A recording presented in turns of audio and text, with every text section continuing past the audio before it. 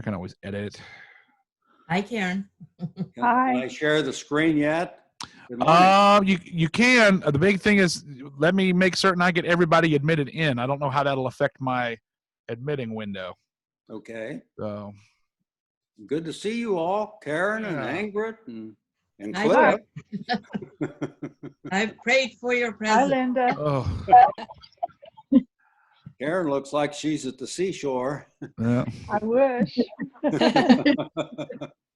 Hi, Linda. Hello. Can't wait Linda, to see you, Linda. how are you feeling, Linda? I know you got banged up. Well, I'm improving. Okay, good. Good. I'll be over probably in about a week, maybe. I don't know, maybe sooner. Okay. Can you see me, Cliff, or can you hear I me? can't see you. Let me see if I can kick it on from here. I'll try to kickstart it. Same thing with Pat's. There we go. Okay. Everybody's turning on now. Hey, there she is. I know that woman. There we go. And there's Oh. Pat. Boy, I have a group of women today, don't I? I'm representing for the men as well. Okay, well, you and I have a group of women. Oh, goodness. We are your loyal fans. Well, let's see. Karl, you're probably okay to go ahead and start. I'll keep an eye on the participants window, see if anybody else pops in there. Considering I ran us over a little bit. And see what happens here. Host disabled participants. Oh, hold on. Dadgummit. Hold on. There we go. Now it should work. Now let's see if it works. I keep forgetting those default settings to make certain no one takes over the channel are there. Desktop, PowerPoint. There it is right there. Share. What do you? Oh, we're gonna have a Brewster rocket morning. Yes. How much of that are you seeing? Should I change the? I mean, I can see the slide there. It's not set like but I can also see the PowerPoint framework. But I can see what's on the page. What I need to do is I need to go to the view and call it normal. Oh. Okay, I need to go to the slideshow. There you go. There you go. Yeah. Now you're good. How's that work? Now you're working. Beautiful. Now you're working. Okay. Oh, here comes more folk.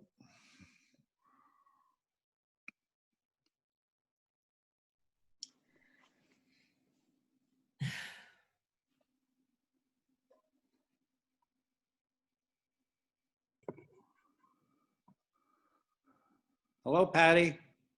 What do you do?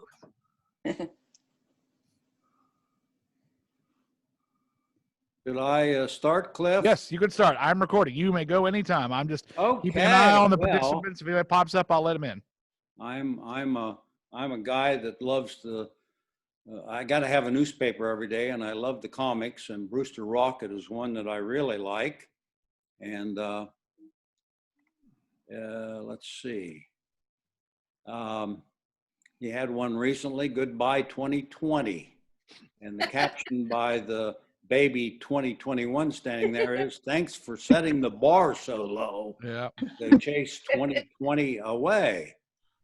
However, maybe we need to include January of 2021 too. Yeah. We want to chase away. And in particular, what's happened in our nation? What's happened to Linda? What's happened to Jim? And the fact that we still have the COVID with us. I told Linda I wanted her to be listening because I was going to mention her, but she had an unfortunate fall. Well, we are studying the parables of Jesus. And today and in December, all of last year, we discussed the parable of the weeds. Today, we're going to look further at the parable of Jesus. But first, let's have a quick review of what we looked at last year. Although it was December, it wasn't that long ago. But if you're like me, a review makes sense to help our memory. So, what is a parable? A parable is a short and simple story that teaches a religious or moral lesson. And of course, Jesus' parables, he was the master of this, and he would certainly have an unexpected twist part of the time, a surprise ending that would catch your attention. And they are cleverly designed to draw the listeners in new ways of thinking and attitudes and all. So, as we look at Jesus' preaching, parables were a big part of it. All those that examine the words of Jesus in the New Testament, and whether they are Christian or not, they all believe that the parables are the historic Jesus, that he actually did teach in parables. And of course, they are a great theme. And some aspect of his parables are brought into terms that we understand, such as the kingdom of God. So, when we listen to a parable, the story's not the important thing. It may or may not be literally true. But what the underlying truth is what we want. And 1/3 of his teaching is in parables. Jesus used the parables to prompt thinking. And each has just one or two important lessons. It's a mistake to look for meaning in every sentence or detail. And sometimes Jesus even supplied the interpretation. So while they may be difficult, the meaning is normally clear, and Jesus' enemies normally understood. And as I said, he himself provided the interpretation. Okay, so the three synoptic gospels contain the parables of Jesus. Parables are absent from the Gospel of John. So let's start. And I'm going to acknowledge that quite a bit of what we share from now on, I got the background from something called One Christian Ministry. So we may want to discuss what they have to say about this. But remember what I said? Parables are absent from the Gospel of John. And then as I researched this, well, what about John 10? If there are no parables in John, how come John 10 even uses the word parable to describe what Jesus is saying in John 10? Well, it's the King James Version that uses the word parable. And verse 6 says, this parable spake Jesus to them. So we're going to look at this, and we're going to let you decide whether or not what is happening in John 10 is a parable. And I want to read this, and I'd like somebody to start reading what is on the screen. Who would do that? Oh, well, let me finish this, then we will read John 10. Okay. Jesus taught us what we consider some of the most important foundations of Christianity in John 10. And it's completely all authoritative, and he gives boundaries for Christianity and God's leadership. And in this, Jesus is the shepherd and his people are the sheep. But is it a parable? Let's look at it.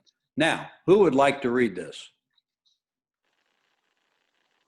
Karl, on our screens, some of the words are chopped off where the pictures of the people are. So, okay. So, should I just go ahead? I can read it. It's not chopped off on mine. okay. Okay. Verily, truly, I tell you, Pharisees, anyone who does not enter the sheep pen by the gate, but climbs in by some other way, is a thief and a robber. The one who enters by the gate is the shepherd of the sheep. The gatekeeper opens the gate for him, and the sheep listen to his voice. He calls his own sheep by name and leads them out. When he has brought out all his own, he goes on ahead of them, and his sheep follow him because they know his voice. But they will never follow a stranger. In fact, they will run away from him because they do not recognize a stranger's voice. Jesus used this figure of speech, but the Pharisees did not understand what he was telling them. And we're going to be discussing this, but I want to read the rest of it first, so we have some basis. Can somebody read this? I will. Good. Hi, Mary. Therefore Jesus said again, very truly, I tell you, I am the gate for the sheep. All who have come before me are thieves and robbers, but the sheep have not listened to them. I am the gate. Whoever enters through me will be saved. They will come in and go out and find pasture. And we will come back to this, but I want to keep reading. Somebody want to read this? I can do that. The thief comes only to steal and kill and destroy. I have come that they may have life and have it to the full. I am the good shepherd. The good shepherd lays down his life for the sheep. Remember, we're going to be questioning, is this a parable? And we will come back to that, but let's read on. Do we have a reader? I think I see the words. Oh, The hired hand is not the shepherd and does not own the sheep. So when he sees the wolf coming, he abandons the sheep and runs away. Then the wolf attacks the flock and scatters it. The man runs away because he is a hired hand and cares nothing for the sheep. and this is the next to the last passage we're going to read. It's a long one. Do I have a volunteer?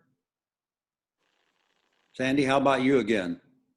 I am the good shepherd. I know my sheep, and my sheep know me. Just as the Father knows me, and I know the Father, and I lay down my life for the sheep. I have other sheep that are not of this sheep pen. I must bring them also. They too will listen to my voice, and there shall be one flock and one shepherd. The reason my Father loves me is that I lay down my life, only to take it up again. No one takes it from me, but I lay it down of my own accord. I have authority to lay it down and authority to take it up again. This command I received from my Father. And the final, Mary? The Jews who heard these words were again divided. Many of them said, he is demon possessed and raving mad. Why listen to him? But others said, these are not the sayings of a man possessed by a demon. Can a demon open the eyes of the blind? We're going to look at what all this means. Did I hear someone? Okay. So what's Jesus really talking about here, and what does it mean? Okay, so we come back to the beginning of this. Very truly, I tell you, Pharisees, anyone, I've got the same problem Pat had. I've got to get the screen down to where I can see. Okay, very truly, I tell you, Pharisees, anyone who does not enter the sheep pen by the gate, but climbs in by some other way is a thief and a robber. The one who enters by the gate is the shepherd of the sheep. Any comments on that? As to whether it's a parable? As to what you think it's saying.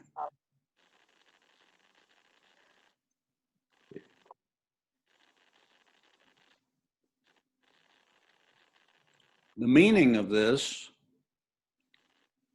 is that Jesus starts out by warning about others who will try to lead his people. And who's he talking about?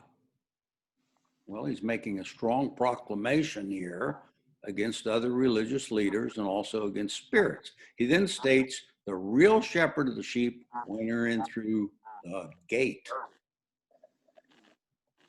Anybody has a comment, just throw it in. We'll keep going here. What's the meaning of John 10, 3 through 6? The gatekeeper opens the gate for him, and the sheep listen to his voice. He calls his own sheep by name and leads them out. When he has brought out all of his own, he goes on ahead of them, and his sheep follow him because they know his voice. But they will never follow a stranger. In fact, they'll run away from him because they do not recognize a stranger's voice. Jesus used this figure of speech, but the Pharisees did not understand what he was telling them. There are many references in the Bible to shepherds and sheep.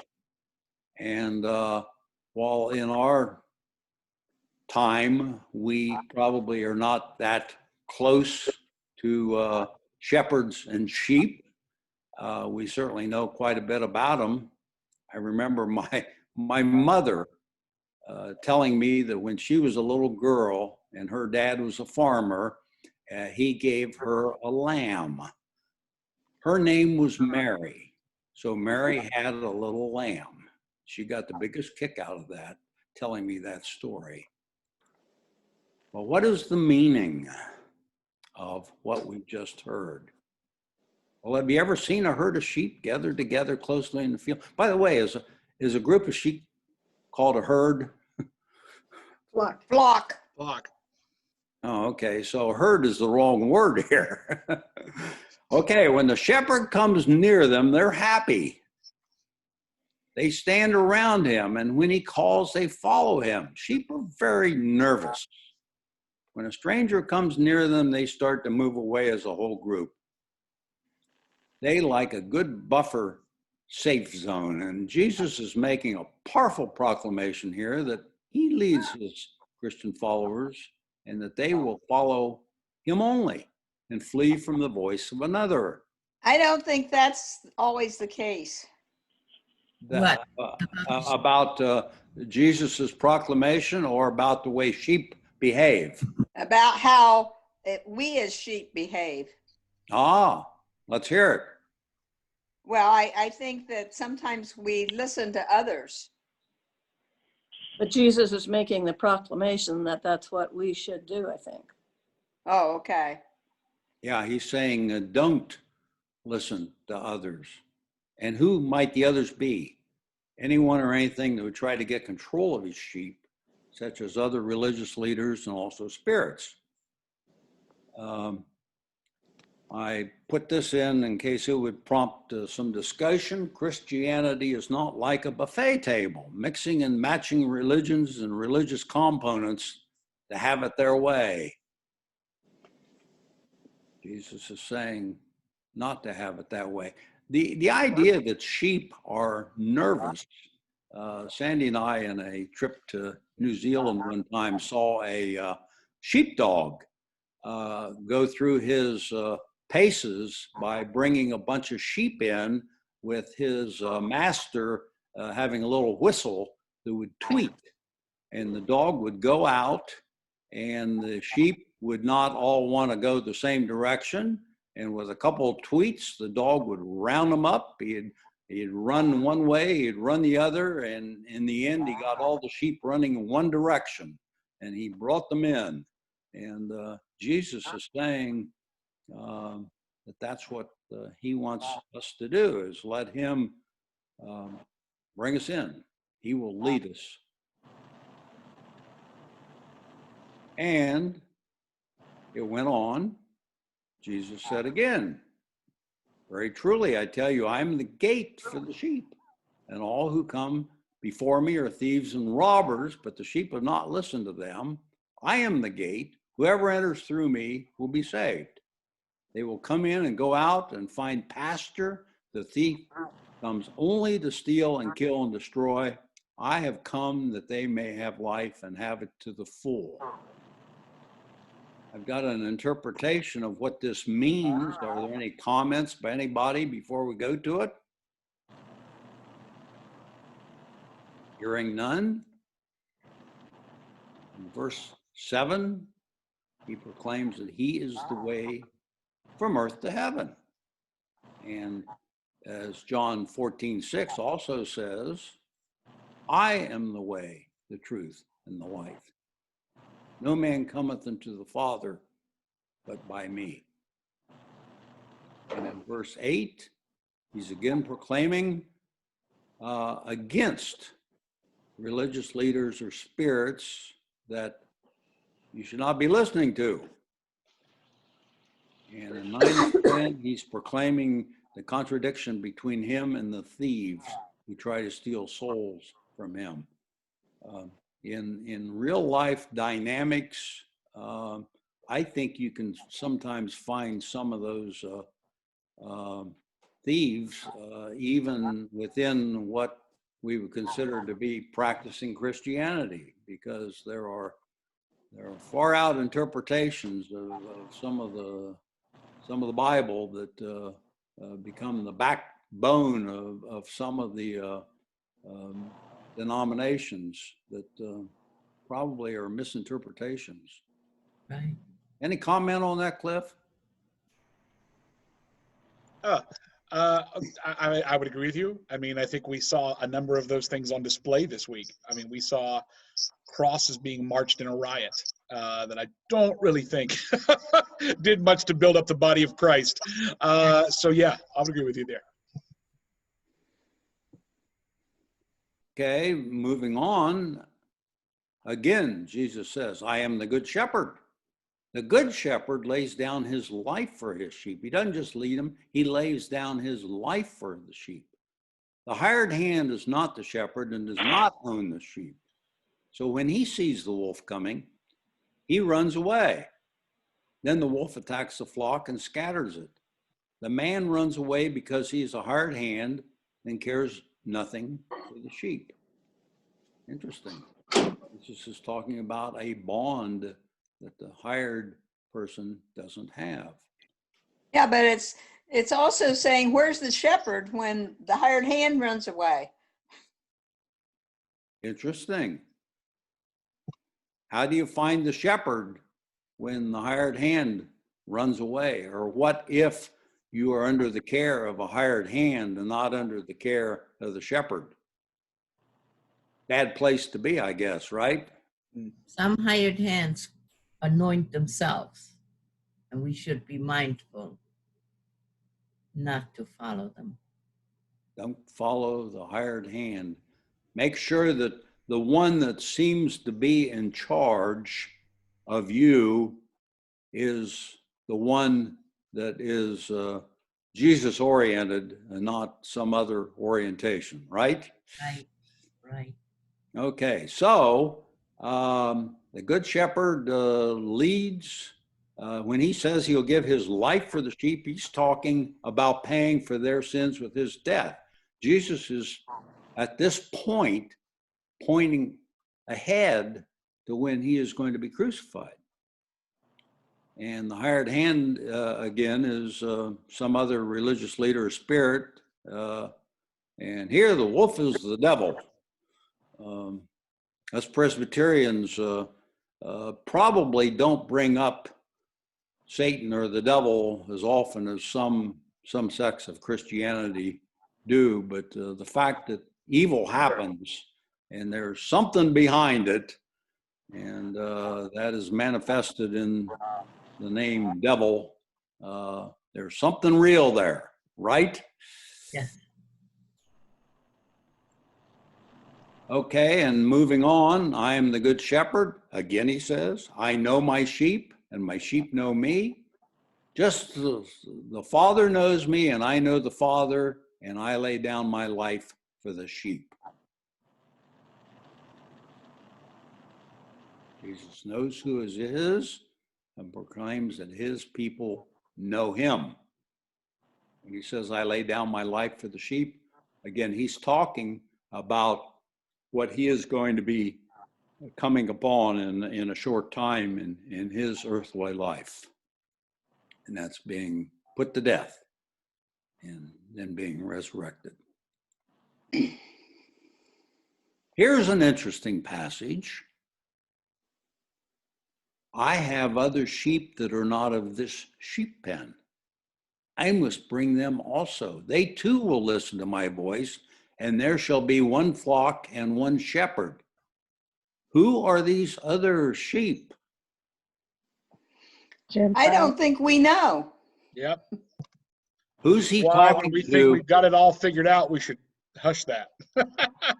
Who's he talking to when he says this? Don't judge. Talking to the Pharisees, is he not? I don't, well, Both then and now. And he's talking to what? He's talking within the Jewish religion, right? Might also be talking about people who are like secret followers, that they're in a setting where they cannot publicly say, this is who I'm following, but they're learning and they're ready to follow. You're talking like the Christian in China. Yes. And other places. It might be in this country too, where they feel like they can't really represent their faith. I'm Even- thinking, And I'm thinking of even other faiths. We don't know Mhm. that they aren't the other sheep. I mean, we have Abrahamic cousins that and it could be that. I think at the end of the day, for me, the biggest thing I take away from this is God is less petty than we are. Well, we become God will very judgmental, right? God will always be less petty than we are. So that's the message I take home. Well, here's what they say in the reference I used for this, that he's talking about the non-Jewish people.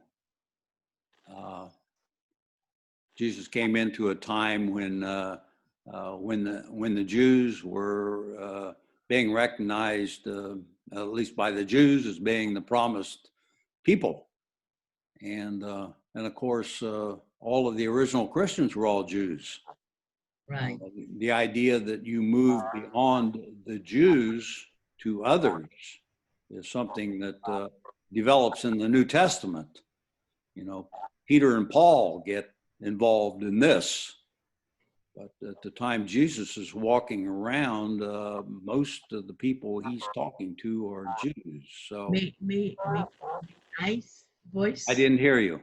May I say what I've been thinking about that? Absolutely. I think that Jesus came, God even told the Israelites people about it because they were hogging the knowledge of God to themselves. And Jesus came to say, hello, what we taught you, it's for everybody.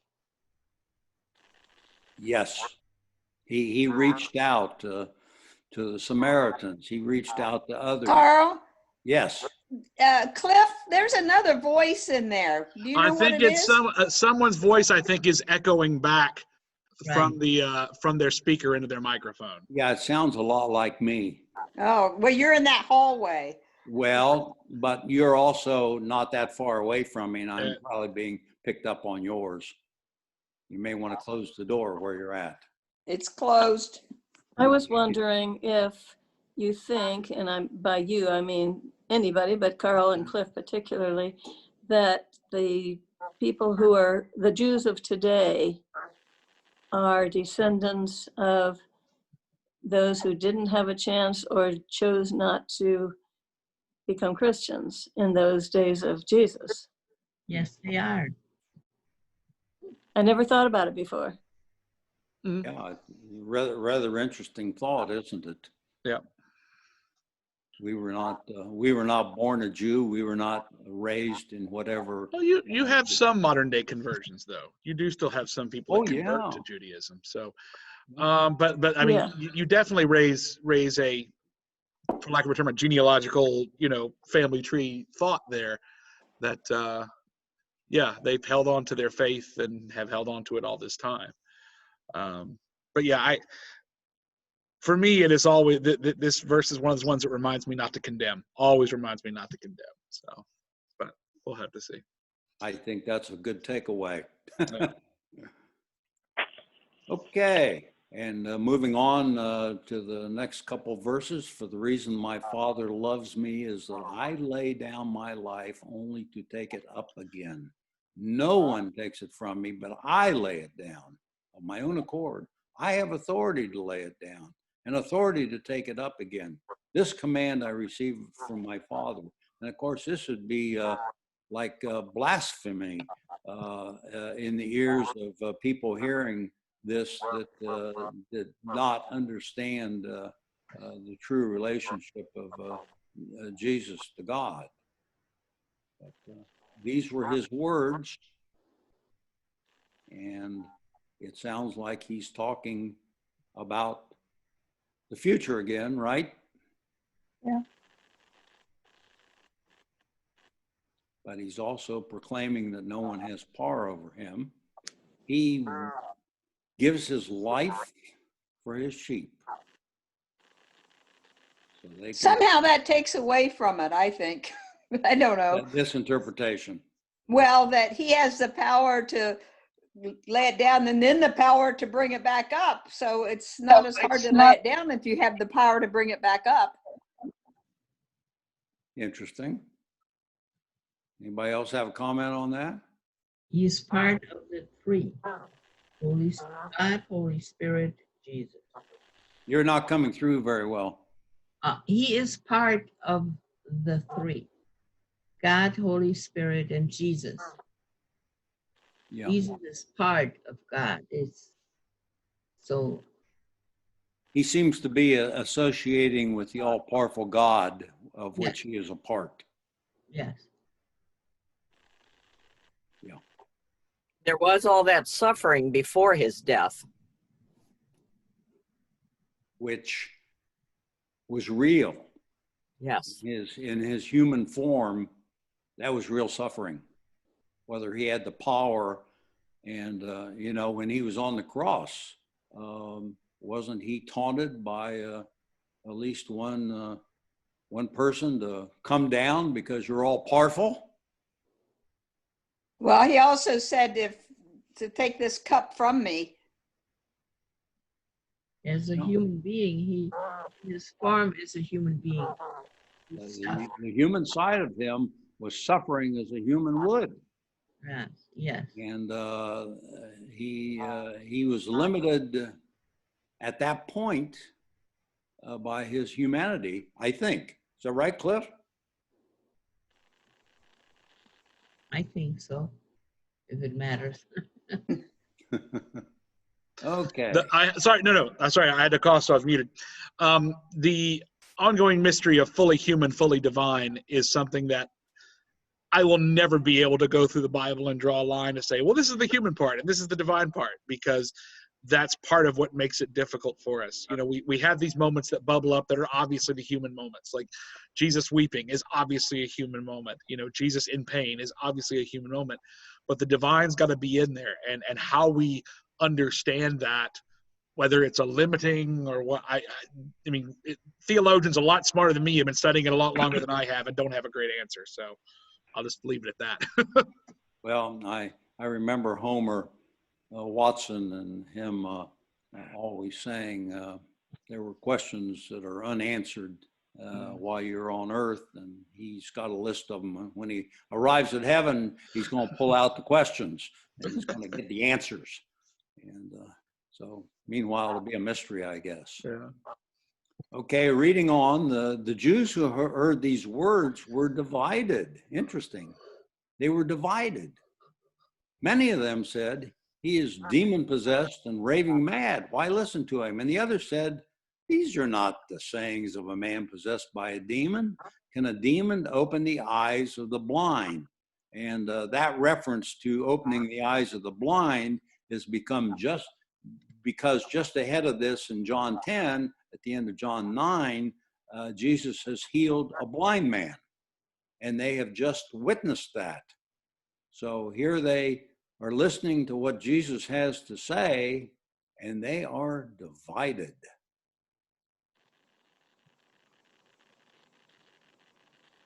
Okay, now back to the question. We've just been through all this. Which gets to me holding my tongue for the whole thing. And the Bible scholars say all of Jesus's parables are in the synoptic gospels, and John is not one of the synoptics. John has no parables in it. Well, is it a parable? Remember, our definition of parable was it's a short and simple story, and it teaches a religious or moral lesson. It's not a story. It's what was. Yeah, and I think it's more analogy than it is just flat out. Like it doesn't necessarily have a plot, much like cats. So Did you say much like cats? yes. Yeah, I kept when I was in middle school, my school went to New York City and they took us to see Cats, and everybody is hemming and hawing because it was the huge production. And when it was over, I just was like, was there a story? Because I didn't see a story. I just saw a bunch of cats running around with music. I felt the same way about a chorus line. Oh, there, yeah. Exactly. Yeah. Where's the story? A few nights later, we saw a big river, and that was different. That had a story. But like Cats was just like Cats was all spectacle, light on story. What Cliff did about Cats is exactly what I said to Sandy after watching. I said, "What was the story?" Yeah. Okay, so it said that this was not a short and simple story.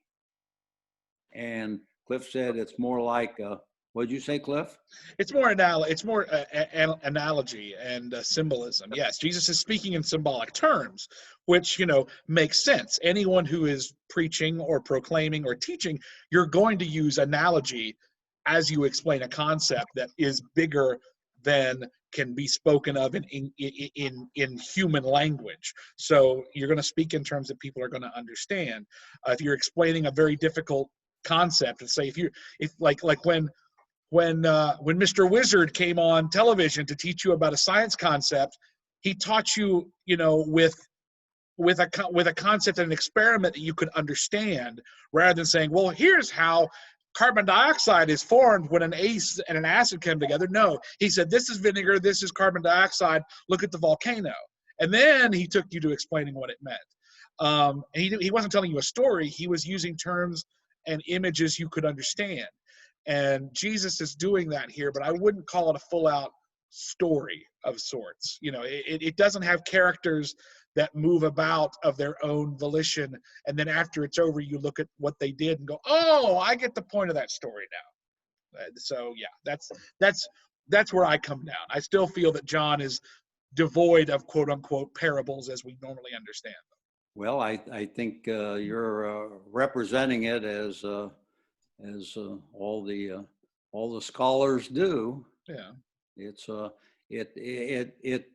it is explaining the relationship of Jesus to us and Jesus to God, and yet it is not doing it as a man went forth and sowed seed and giving a representation that people might understand. By the way, I wanted to make a comment about the sermon this morning and the representation of water. And as I'm sitting there, as Cliff is doing his explanation of water and how it can be shaken up and settle, I'm sitting there and I'm thinking, the strange thing about water is it's two gases. it's two gases. And one of the gases is the lightest weight gas in the world that the atmosphere loses because it's so light that gravity can't hold it. And the other one is essential for our life, oxygen, essential for our life. And yet two gases in their gas form, we would never see them, we couldn't touch them, we could measure them analytically, but they come together and they form a liquid that is life-giving. And I It just cannot be destroyed. I just found that so interesting. Yeah. Yeah. Baptism has always been special. You know, both of the sacraments are special to me. I love anytime I get to do a baptism. I love anytime I get to serve communion. But yeah, I've always loved playing with the science and the theology of the water of baptism, and because there's a lot of stuff that, you know, that's preachable, you know, especially in the week we've had. So yeah, it's kind of fitting that it was Baptism of Christ Sunday this week. It gave us a lot of chance to talk about a lot of things. But you know, I know. Like I said, alluded to during the service, there's a whole lot of pastors that, you know, crumbled up their sermons and started over this week because we kind of had to. But God fortunately gave us a framework to work with in the lectionary. That was interesting. You know, the one final point about water, because it's made up of gases, it makes it almost spiritual, doesn't it? Oh yeah, yeah, yeah, and yet, gets to places you wouldn't expect it to. You know, and it takes a long time to soak out of things too. Yeah, that's true. Can I go back to the parable or non-parable? Please do. Because I very much loved today's service, so I don't want to take away from that discussion. But I am reminded about family camp at Kirkmont, which our family used to go to every year when there was such a thing. And the person who was leading our study up there kept referring to these stories with shepherds and sheep. And so that got to be a big joke that they were teasing him about. People nowadays don't have sheep and they don't know about this. And, you know, so that went on. So then the following morning, when they thought the sheep were going to come up again, there was one member of our group who was missing. And as this pastor who was leading us started his story, someone came in leading a sheep and brought it right into the lodge at Kirkmont, and you heard this bah, bah coming in. and then, you know, I mean, that kind of brought it home that we don't know that much about, most of us don't know that much about sheep. Mm-hmm. But those people who were listening to Jesus, they would have known. Yes, because in Israel at the time, there were no cows and so on. There were sheep, though. Yeah. So this is something that the people he was talking to were familiar with. It was relatable, yeah. Yeah, blood of the lamb, they would have been familiar with, because that would have been one of the more expensive sacrifices that you did at the temple. Mm-hmm. So, okay, any other comments? Well, I'm going to give you my last slide here. Next Sunday, we're going to look at some more of the parables. And I hope you can join us then. And I really want to thank Cliff one more time for making virtual possible. Thank you, Cliff. You're welcome. I'll work on getting all these past Sunday schools into the YouTube this week, so we'll have the catalog of them. Awesome. Okay. Bye-bye, all. Bye, all. Bye. Bye. Thank you. Bye.